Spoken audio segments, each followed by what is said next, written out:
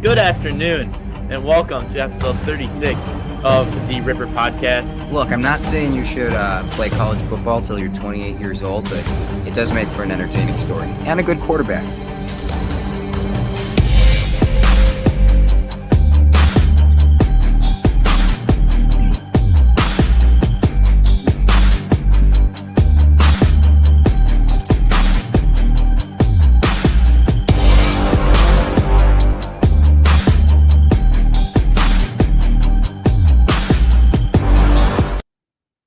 Hey, let's get this thing started. Thanks for joining us, and thanks for starting your week with us. I'm Ethan Rosenstiel. Welcome to the Ripper Podcast. Olsen is continuing to get slammed by his midterm, so he's out again. He's questionable for Wednesday's episode. We're hoping and praying that he can be here as well. But we're going to talk a little sports. Welcome to the Ripper Podcast, episode 45, and our new Monday recap episode. Super excited to be able to present this one to you guys. We're bringing a new show structure with a greater emphasis on the local sports aspect. And then we'll get into some national sports headlines as we get into the show. But let's get this thing started with some Friday Night Lights. Week 7 has already come and gone. A lot of good games in the local area. Let's start with the New Glarus getting a win over Platteville 21-14. New Glarus running back Milo Johnson, 13 carries, 91 yards, and a tud. He added a 32-yard reception to that. Will Pinnow, wide receiver for the Glarner Knights, 7 receptions, 65 yards. And sometimes the tackling stats can be a little messed up, but Simon Zimmerman had 20 total tackles, one of those being a tackle for loss. So good stats. New Glarus gets a big win there for the Knights as they continue to roll, as they look to make a postseason appearance. On the other side, Broadhead Judah got their butts kicked by Prairie du Chien 50-15. The story of this game was each team's running attack. Broadhead Judah's rushing. They had 15 carries for 4 yards and a fumble. Prairie du Chien had 31 carries for 294 yards and 4 touchdowns. So that's the story of the game here in this one. The rushing attack between both teams. Broadhead Judah struggled to get that one going, obviously in a little bit more of a pass-first offense, but only putting 15 points up on the board. It didn't quite work, and they couldn't stop the opponent's rushing game, and so that is the result that happened. Belleville with a big win, 55-32 over in Benton Skills Mountain. Benton Skills Mountains and Schellsburg co-op. Running back Logan Dirk had 17 carries, 121 yards, and 3 touchdowns. Wide receiver Sam Arndt, 9 receptions, 72 yards, and a tud. So Belleville, a couple big wins last 2 weeks, getting back in the win column, getting that season going for him. Monroe wins over Delavan Darien. Delavan Darien, a team that's been winning some games, just upset Evansville the week before, taking on the Cheesemakers at home. But Monroe takes care of business 28-13. First half was a close game. But second half, Cheesemakers made the adjustments and pulled away, and they get the big win there. As they continue, they got to play Evansville this week, which is pretty much they win this game, they'll solidify the Rock Valley Conference. So Evansville is going to be a good test for them. We'll talk about that one on Wednesday. Speaking of Evansville, they beat similar Rock Valley implication game, Edgerton, 23-7. Running backs Lincoln Keller had 21 attempts for 100 yards, and then Harkin Larson had 18 attempts for 101 yards and 2 touchdowns. And then wide receiver Carter Tway had 4 catches, 65 yards, and a touchdown. So Evansville continues to look good. They beat an Edgerton team a little bit on the downslope currently without their starting quarterback, former player of the year in the conference, Cole Langer. So Evansville gets a big win. They need to beat the Cheesemakers to keep their conference championship hopes alive. So we'll see if they're able to do that. Massive game for the Darlington Redbirds. They beat Lodi, defending state champion Lodi, 55-10. Quarterback Zeke Zuberbuehler, we talked about him on the Friday night tailgate. He had one pass that went for 74 yards and a touchdown. Team rushing wise, they had 42 attempts, 508 yards on the ground with 7 touchdowns, and only allowed 55 yards on the ground for Lodi. So That's Darlington's MO. That's what they want to do. They want to be able to run the ball, and they did that in a big way over Lodi 55-10, outrushed them by 140 or 400 yard plus. Um, Saturday homecoming in South Wayne, Blackhawk Warren beat local team Peck Argyle 62-0. Talking about that team rushing attack, 47 carries, 46 yards, 7 touchdowns, 1 fumble to add, but they only allowed 11 rushing yards. So they outrushed Peck Argyle 346 to 11, which is a good recipe for success, especially when you add 7 touchdowns to that. Very, very dominant performance for Blackhawk, for Darlington, for Evansville. Monroe dominated, Belleville dominated, New Glarus got a nice win against Platteville. The only team with that blemish, Broadhead Judah. And so a good week in the area for high school sports. Again, Wednesday, we will be covering the preview for all of these games. So we'll be excited to be looking forward to the week 8 action of high school football. Only 2 weeks to go. Let's get into some local sports. We talked about this. We're going to be covering some of the local sports more. Packers get a big win over the Rams, 24-19. We'll talk more extensively about the NFL later.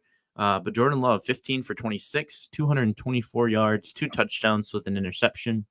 Running back Josh Jacobs added 73 yards and a touchdown. And then Tucker Kraft, another good 2 back-to-back good weeks, had 4 receptions, 88 yards, and 2 touchdowns. Jaden Reed continues to impress. 4 receptions, 78 yards, adds 19 rushing yards. And then a guy in the defense who stepped up, Carl Brooks, adds a sack and a half. So all around, Packers get a win on the road against the Rams, a very depleted Rams team, a lot of injuries.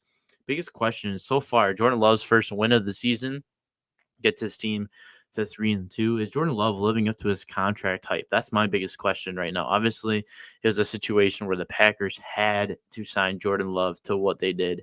They really were forced into that situation and didn't have many other options.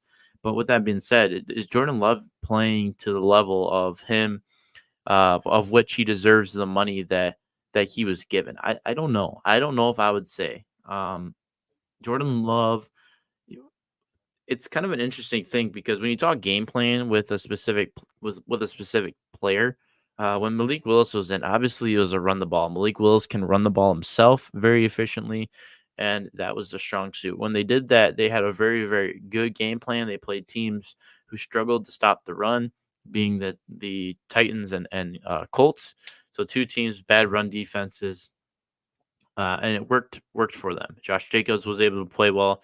Emmanuel Wilson, Jaden Reed added it, and then Malik Willis himself, and then he was also able to throw the ball when he had to as well.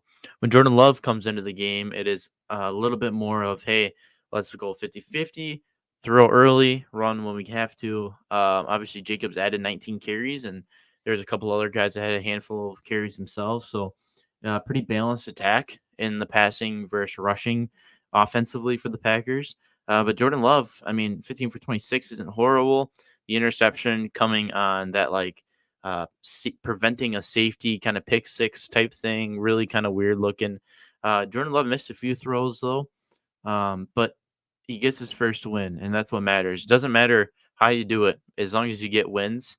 You're gonna be a good, successful quarterback in any league that you play in. So Jordan Love gets his first win for the Packers on the road in LA at SoFi Stadium over the Rams 24-19 as they look to continue to build upon their 3-2 record.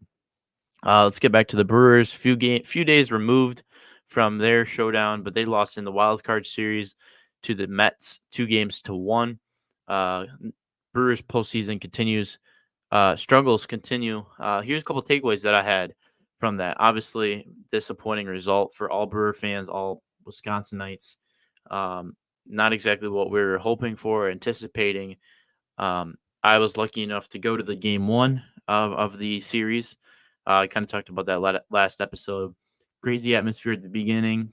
Just got killed by that 5-run fifth, I believe it was, by the Mets. But some crazy comeback, late game. Here's what I took away. Question about game 3. Garrett Mitchell. Game 2 obviously hit the big go-ahead home run. big star, whatever, blah blah blah. How come he didn't play Game 3? He didn't see the field Game 3. I know Jose Quintana is a left-handed pitcher. Garrett Mitchell is a left-handed batter, but I would have much rather seen Garrett Mitchell get the start over Sal Frelick in right field, and compared. Um, Obviously, Sal had a pretty good postseason, but I thought Garrett. I mean, I just don't know. He's not like he's bad defensively. I'm not sure why Garrett Mitchell didn't get to play Game 3.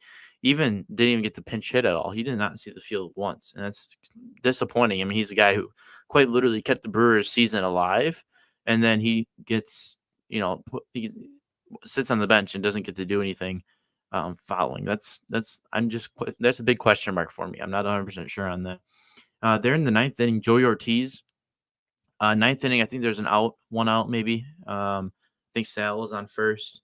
Joey Ortiz, who hasn't had a hit all season long, why is he still hitting? It's an elimination game, bottom of the ninth inning, tying run at the plate. A guy who hasn't had a hit all year long, a rookie. Um, why are we giving this guy an opportunity to hit when you got a guy like Garrett Mitchell? Obviously, like Isaac Collins was on the bench. I forget who else. They used Jake Bowers. Both catchers were played. I'm not sure who else was on the bench. Andrew Monasterio, he could have played probably.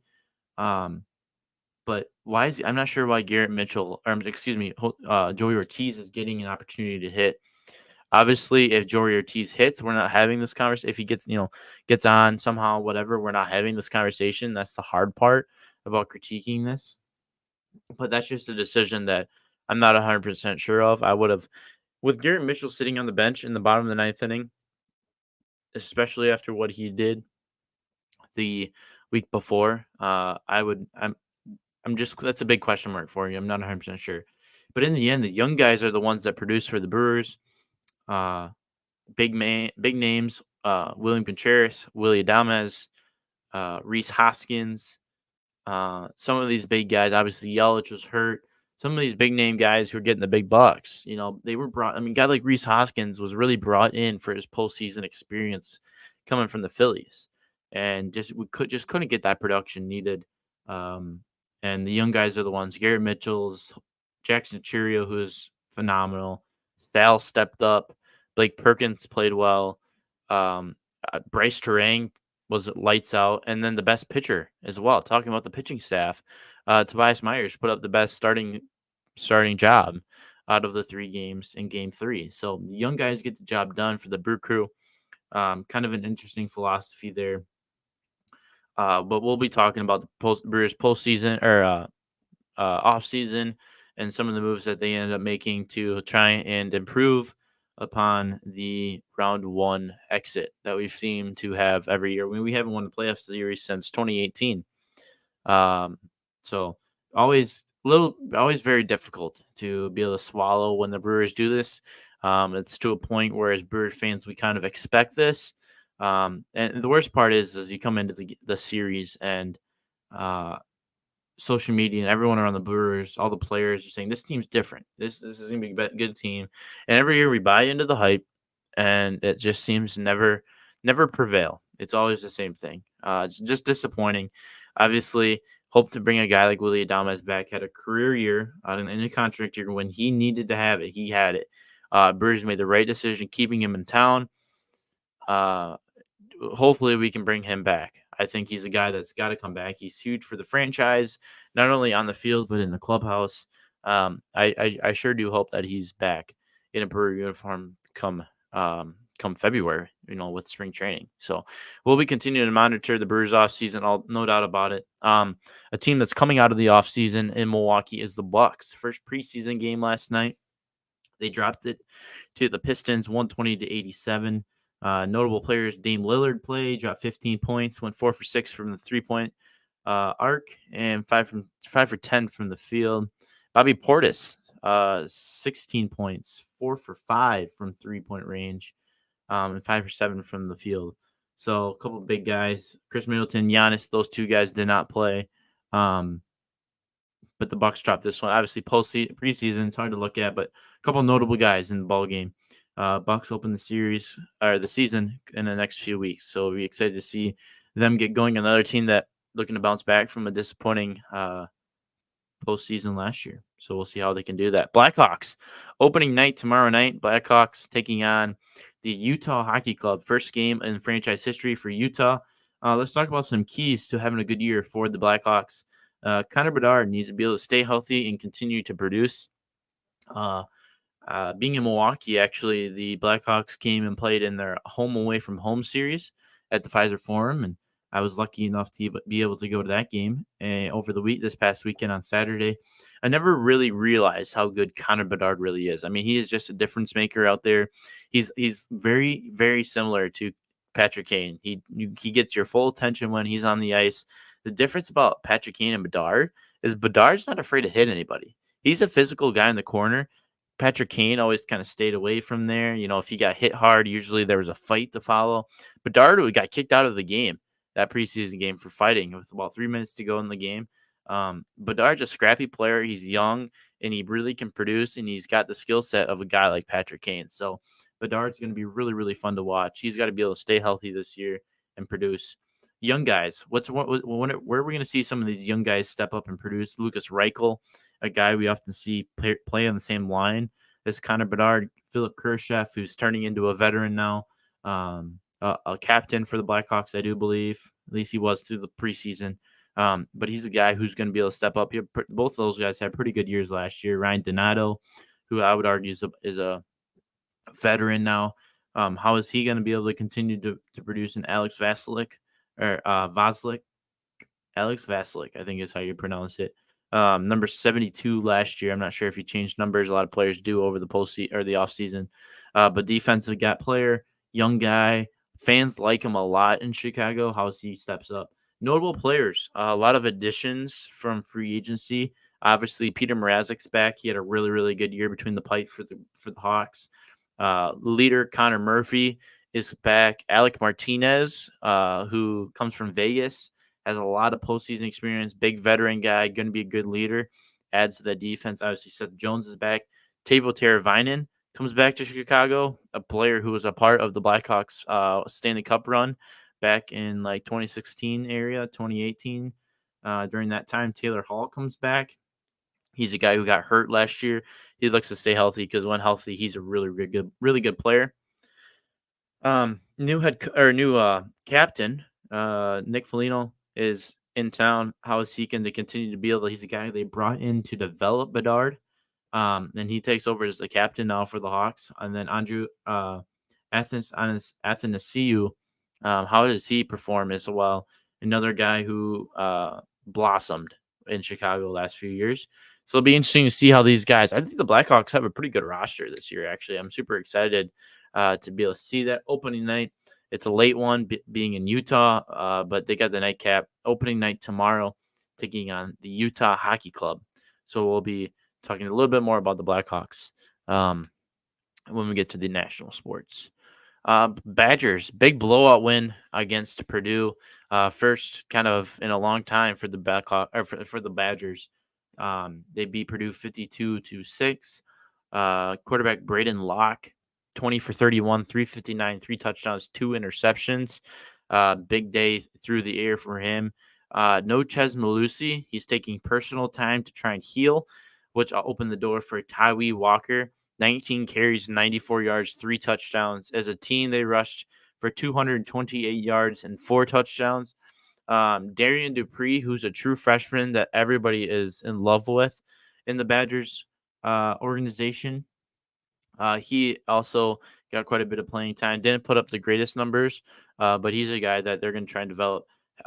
Luke Fickell said that he wants to be able to get this team to a point where they are able to be able to have a feature back. He said he's sick of the running back by committee situation. Tyree Walker steps up. He shows that Darian Dupree is a guy who's going to get a lot of carries. Cade Giacomelli is going to get a lot of carries. So we'll be able to see a little bit better running attack, and I think it was a good start here against Purdue. Wide receiver, a lot of injuries to the wide receiver room for the Badgers. Excuse me. Tretch Kekahuna, 6 receptions, 134 yards, and 2 touchdowns. He finally got involved.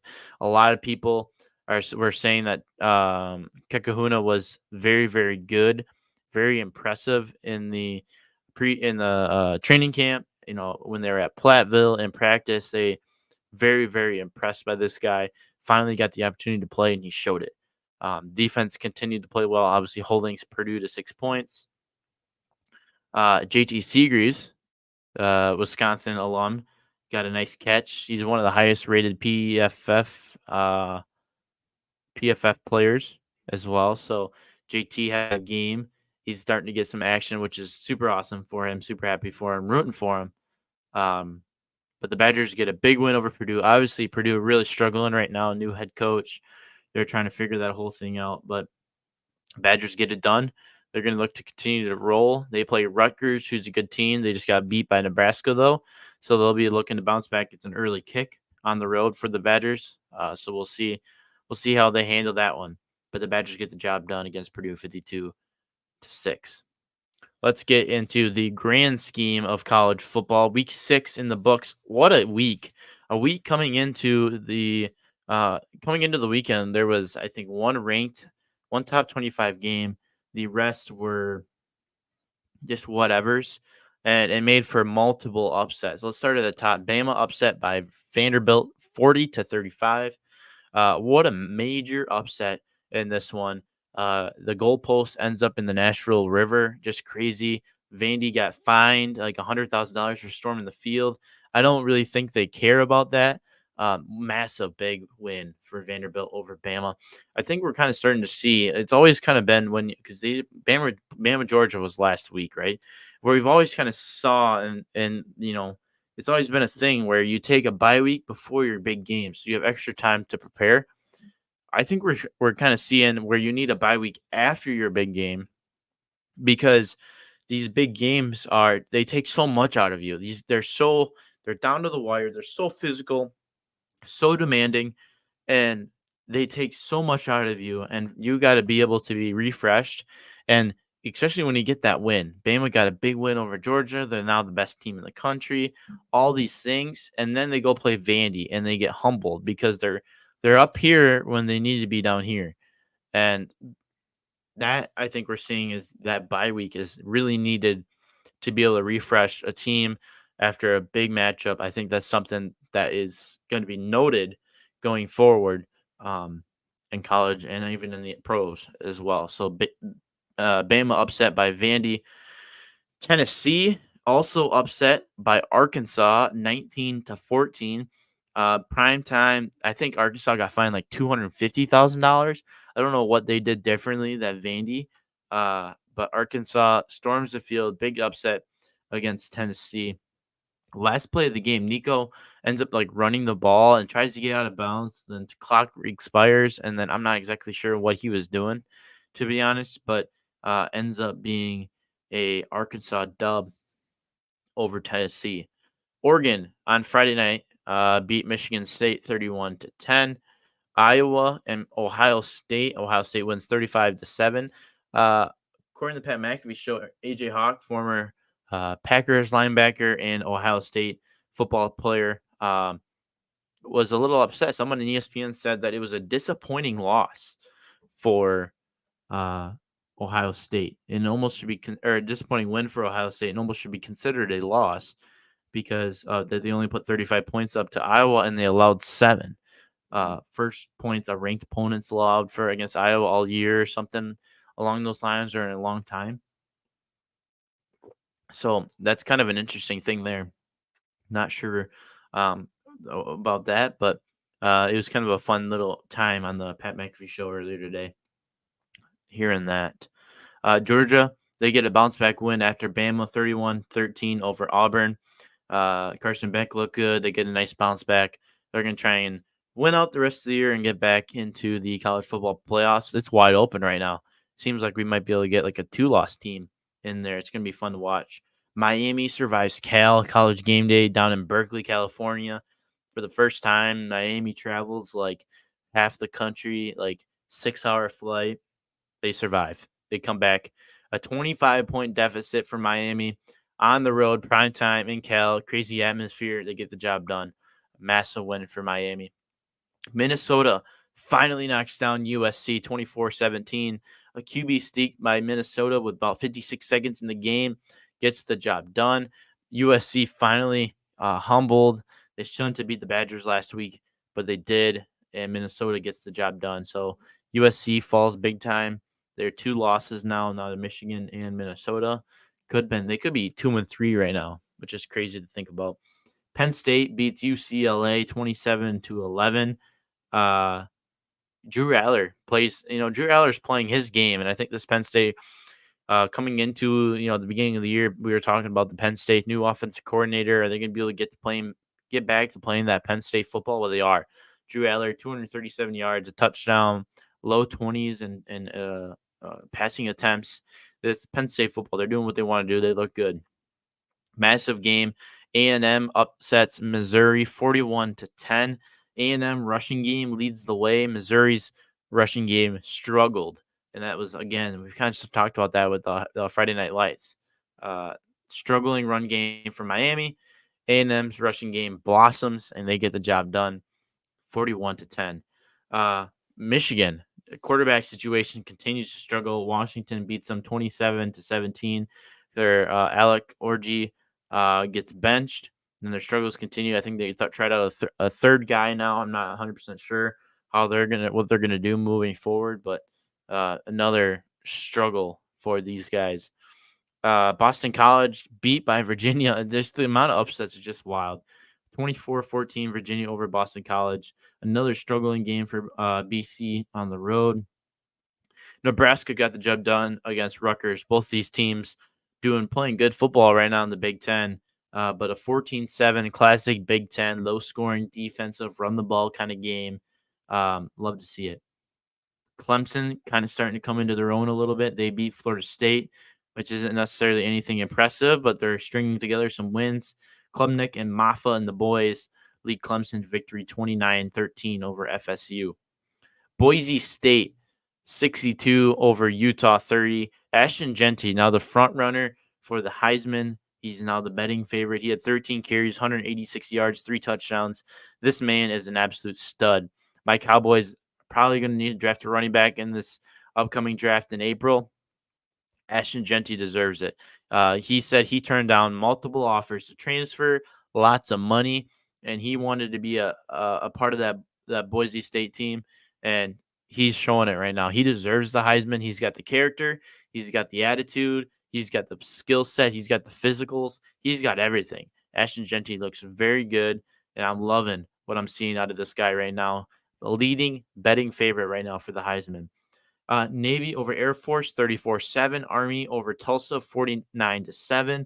Both Navy and Army combined 10-0 for the first time since 1945. Both these teams not yet ranked, but I would assume if they keep winning, they're going to end up in that top 25 conversation. So it's going to be making for a great end of the year Navy versus Army game. But that USA, baby, that's great for America. Navy and Army, both undefeated so far. You love to see it. So that's all I got. College football recap. That's lots of upsets. Crazy. Lots of movement in the top 25, in my top 25. I will say, so we're going to these two shows a week now. Have been releasing the blogs about the college football weekly recap and then the weekly preview. I'm not going to be doing that anymore. I'm trying to put it into the episode. I just don't have time to be able to do both, so I'm not going to be doing that. I will continue to have my own top 25 rankings, and I will be continuing to use that and talk about that here in the podcast. But as terms of the blogs and write-ups, I will not be doing that. I know Elson will be continuing to do his summer scouting series. He's do quarterbacks, running backs, wide receivers, so he'll be able to continue to produce that, and we'll be able to continue to get you guys some good blog content. But 2 episodes a week is now the priority, and I think that's going to be a good direction to move forward. But college football week 6 recap in the books. We'll preview week 7 on Wednesday. Let's talk MLB divisional round into the pros right now. Divisional round update. Current game right now, Cleveland versus Detroit. I'm going to try and pull up the score real quick, give a little bit of a live update.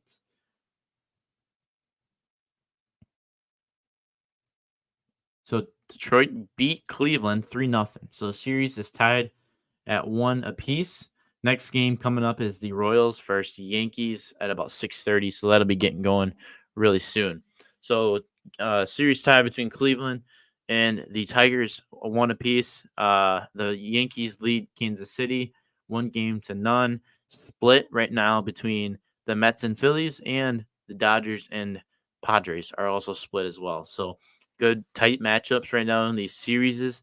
Last night the Padres and Dodgers game a little heated, a little controversial as according to MLB rules, you got to wait like 15 minutes of suspended play results in a forfeit because fans at the Dodger Stadium were throwing things at Padres players, and as a result, they had to suspend the game, and it went on about 8 minutes. So halfway to that 15-minute mark, and in turn results in would result in a forfeit. Didn't end up happening, but it got close. But then the Padres just walloped on the Dodgers. Fernando Tatis Jr., a guy who they were throwing stuff at. What a game for him! Hit a massive bomb. The Padres get the job done in that game, but we'll see how the Dodgers can rebound in this as well. So there's your MLB divisional round updates. NHL opening night is tomorrow. We talked about the Blackhawks opening night, but it starts off early in the day, which is interesting. Blues taking on the Kraken, Bruins, Panthers, and then the Blackhawks taking on the Utah Hockey Club. Hockey is back. Crazy to think, early October, and we're getting back into hockey. It's a good time of year right now. Football's getting into the thick of stuff right now. College and the pros, high school football almost into the playoffs. We're getting MLB or NHL, MLB playoffs. We got it all right now. It's a good time to be a sports fan, no doubt about it. But NHL opening night tomorrow. We'll talk about it all on Wednesday's episode, and we'll give you a Blackhawk update as well. NFL Week 5. Another crazy week in the NFL. Plenty of one-score games. It doesn't seem like there's a such thing as an upset anymore in the NFL. It seems like it is a anybody can win on any given day type thing, and that's how the league's designed. It's built that way. But let's run through some of these games right now. Thursday Night Football, crazy game between the Buccaneers and the Falcons, and the Falcons ended up winning that one 36-30. Kirk Cousins, 509 yards, 4 touchdowns, and he did have an interception. But primetime Kirk, showing off doing his thing. He was swag surfing with the crowd afterwards. Primetime Kirk, he got it done. It's crazy to watch a guy like Kirk Cousins come off at his age with coming off a torn Achilles injury and being able to go into a new environment. He got the contract that he did off of that type of injury. The Falcons drafted his replacement. Just this whole thing, and Kirk Cousins continues to strive. He's starting to hit his own. He's getting in the groove of things as the season goes along. Tampa Bay, on the other hand, didn't play a bad game. Baker Mayfield continues to strive. Both of these teams are going to be in the NFC playoff picture. But it's just an early season massive game, and it's fun to watch, no doubt about it. In London, first London game of the year, the Jets dropped to the undefeated Minnesota Vikings 23-17. Rodgers throws 3 picks, which is very unheard of for a guy like him. Crazy to think. But the Minnesota Vikings and Sam Darnold did not play a good game at all. But the Vikings continue to get the job done. They travel, obviously going across the globe to London, being able to do that. But Minnesota remains undefeated, and they survive Aaron Rodgers and the Jets. Crazy game, overtime finish between the Ravens and Bengals. Ravens get the job done, 41-33. Both quarterbacks in this one played lights out. Lamar had 348 passing yards, 4 tuds, and Joe Burrow went 392, 5 tuds, and did have an interception. But both these guys played outstanding. That Bengal defense is a problem right now. That is partially the reason why they suck and they have a horrible record. But Baltimore, they're hitting their own a little bit. They got a big, massive win. Actually, a couple massive wins against the Cowboys last week against the Bills. This is a Ravens team that looks good. They're coming into their own, and it seems like if you're above 500 right now, you're in really, really good shape because it's anybody's league right now. It's just there's no good team, or there's no super bad teams and no super good teams. We got a couple undefeated ones, including one playing tonight.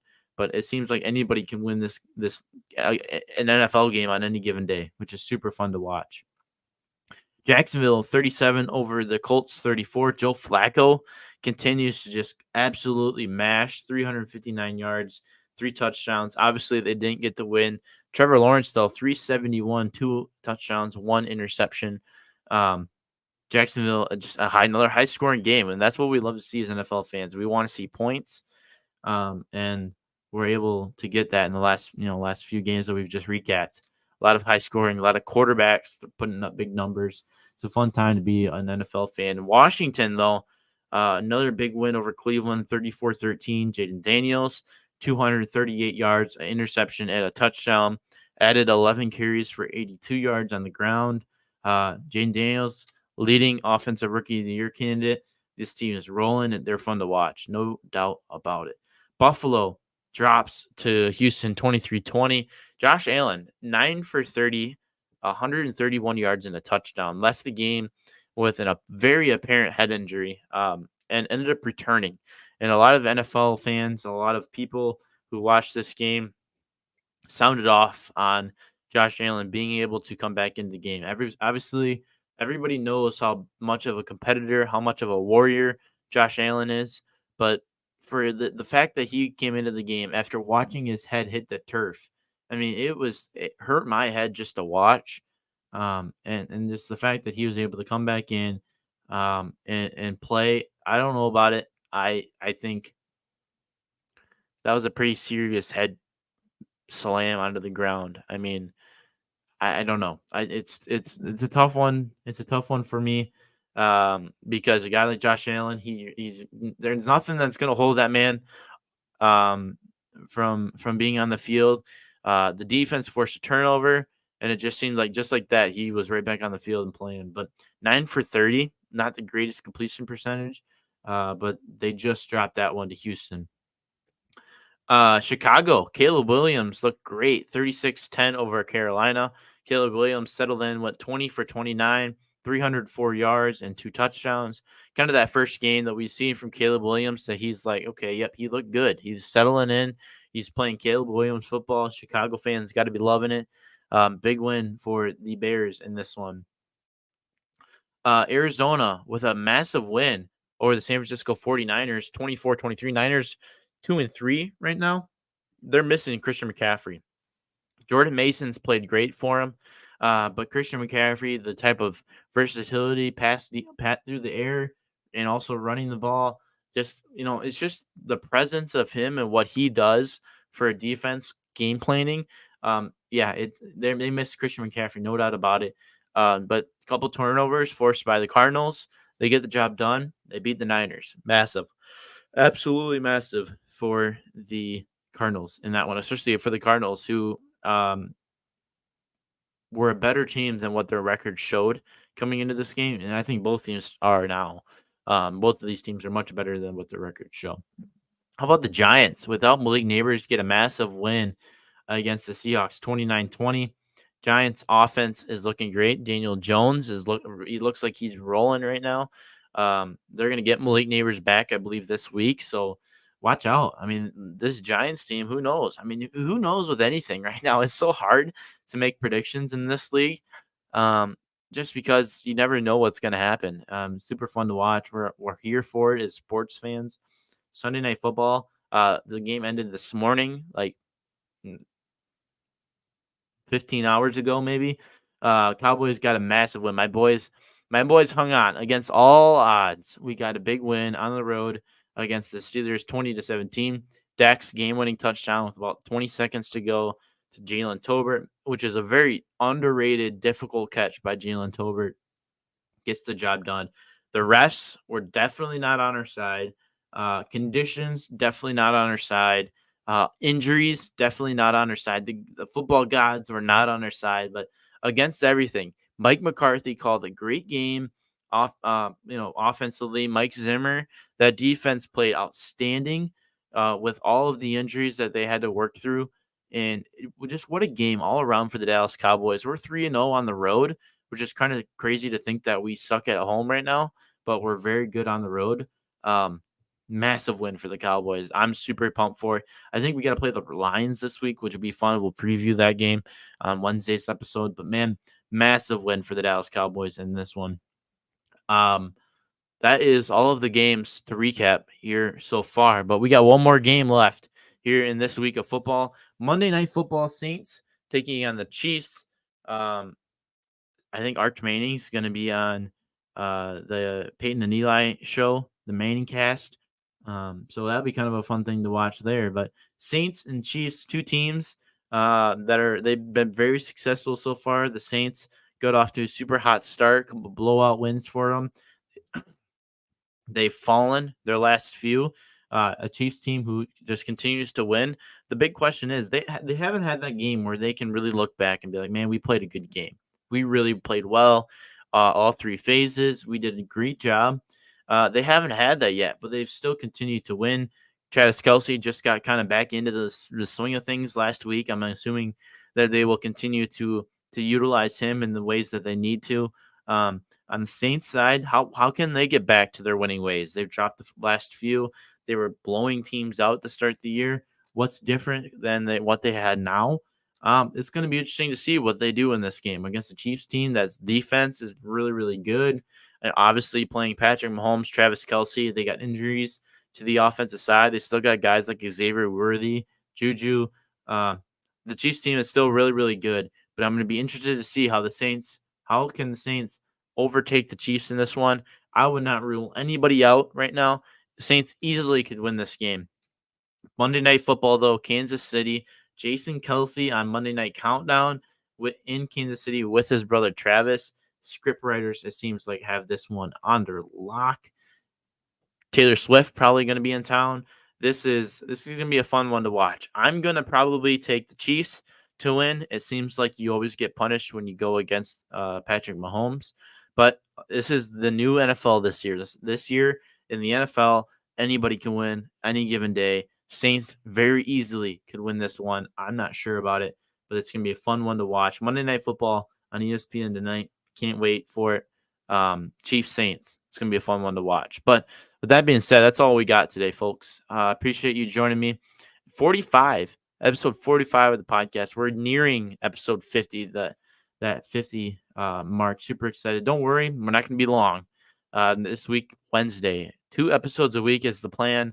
But coming on Wednesday, we will be back to preview this upcoming sports weekend. But that's it for episode 45. I'm Ethan Rosenstiel. Have a fantastic week. Elson, hopefully, will be back. But we'll see you then. Thanks for joining me. So this is where it ends.